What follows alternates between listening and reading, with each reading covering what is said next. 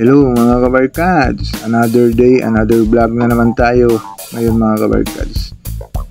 Ngayon mga kabarkads, update na naman natin itong Davao Samal Bridge Project kung kumusta na ba ito. Yan, base na nakita natin is malapit na sila sa Daan Maharlika, nagbubutas ng foundation. Nag-update tayo dito is may mga water district na nakita natin dito sa may highway is tatanggalin yung mga tubo na pipe nila dyan kasi matamaan sa drilling machine nila kasi papunta na sila doon. At dito sa may dagat area yan, kitang kita natin is may 4 na poste na nakatayo na. Ang iba dyan yan is waiting for kuha na lang yan, gawaan ng poste yan. At dito sa may dagat yan, hindi pa natin talaga mapansin itong sa may dagat. Papunta na tayo dito sa project mga workers. Nandito tayo sa GP Laurel Lanang, papunta na Azuela Cove para puntahan natin itong project dito sa may kalupaan, itong Davao Samal Bridge Project. Kung kumusta na ba itong project dito kasi matagal-tagal na din tayo hindi naka-update sa area dahil na bibisi tayo sa mga politics update dito sa ating channel kasi dalawang parang mix na itong channel natin. May mga update tayo sa mga project dito sa Davao City at may mga update din tayo sa mga nangyayari dito sa ating bayang Pilipinas itong sa politics na mga issue. Yan, ito na yung project dito mga kabarkas, dito sa may Daan Maharlika. Papasok tayo dito is papunta tayo doon sa may dagat area kasi doon yung malaking trabaho talaga, yung inuna nila na trabaho itong CRBC, itong China na contractor. Yan, papunta na tayo doon. Yan, let's go.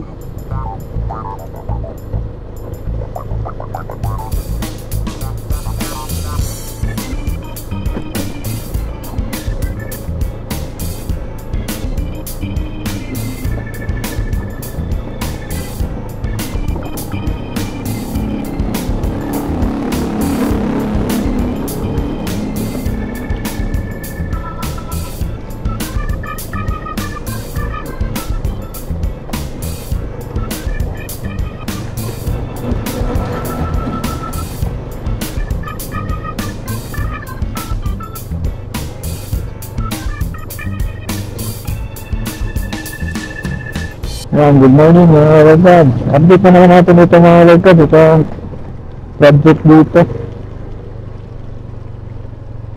Yan, kitang-kita na talaga dito mga lagad. Ito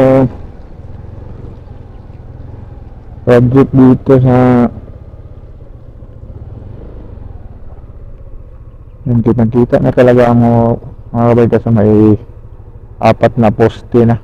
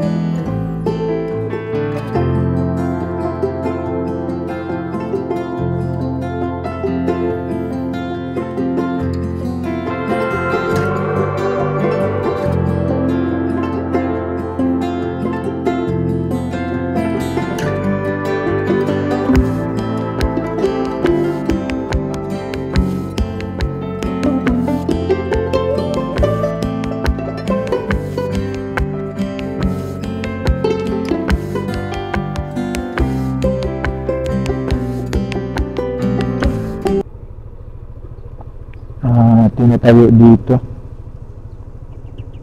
Yan, tapos dito kiniklearing na nila dito na area. Nag-clearing na sila dito. Kaso lang di tayo makapalipad siguro ng drone ngayon. Try natin. Kasi pangit ang panahon, parang ulan.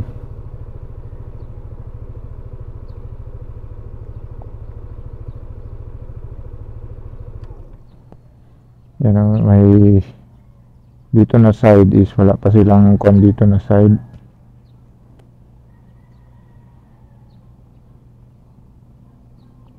Kasi may isa pang hukay dyan. Tapos sunod. Tapos yan may poste na. At saka yung dalawa. Tapos dito na area. From dyan. Para magbubutas pa dito na side. Kaya ito natamaan itong bahay dito. Itong bahay na ito is na demolish na yung bahay dyan. Kasi may isang poste dito. Na maglalagay.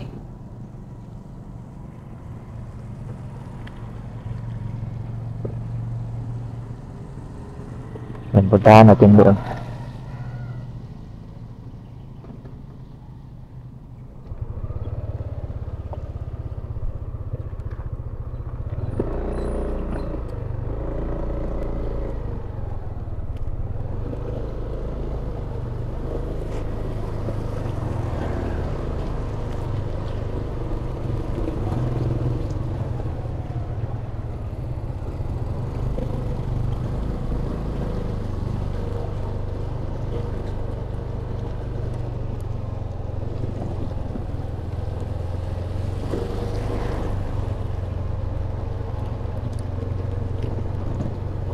Ibang klase ito sila magawa mga kabaikat kasi may hindi scaffolding yung gamit. Yung kuha nila may purma. Yung anong tawag yan, yung cover. May purma yung cover nila. Yan. Ano may yung cover nila makuha ng tao. Nilagyan nila para yung tao makakuan sa ibabaw.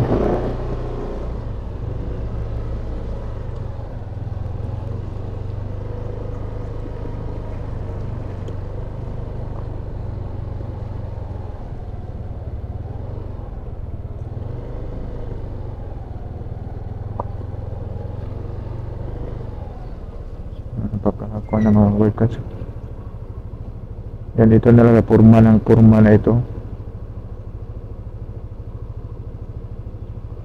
Yan, napakaganda na tingnan. Iba talaga itong China mga kabarkads kasi naglalagay sila ng kalsada sa mga project nila para hindi maputik. Para magbuhos sila nito, dito na yung dadaan yung truck nila, hindi na mapuputikan. Ganito talaga sila nag-project itong China.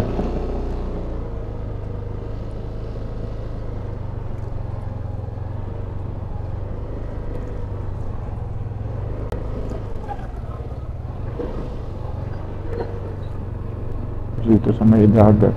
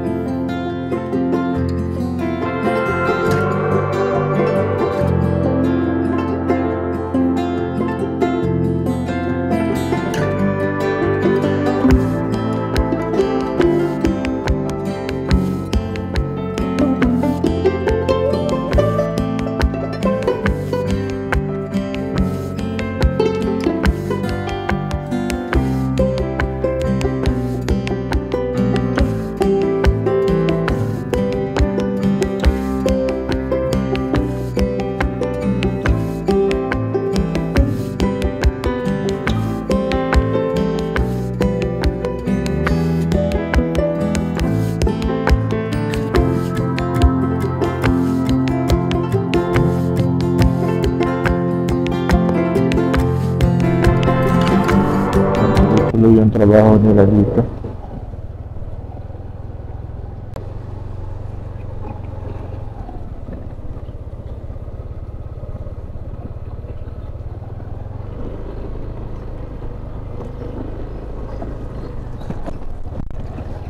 Yan, yung tubo na ito yung gagawin doon dyan banda sa dagat. Itong tubo.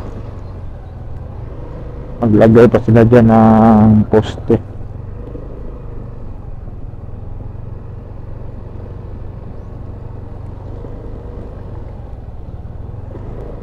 Chinese.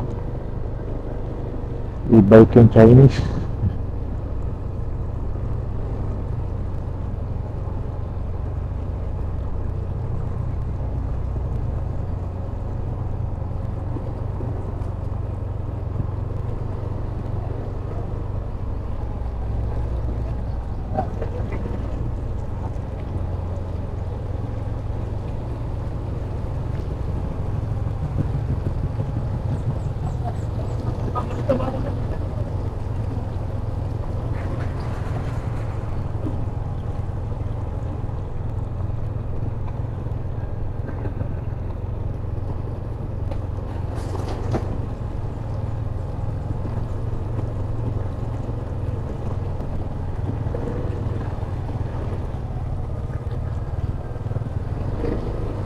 Ganito yung dito sa kalupaan mga bikers.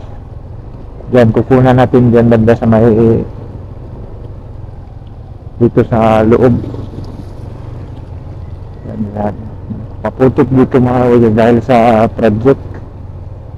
Dati hindi ka nito maputik dito. Yan, dito banda. So, titignan natin yan sa drone check kung ano na ba yung mga status dyan, kung hanggang saan na ba sila.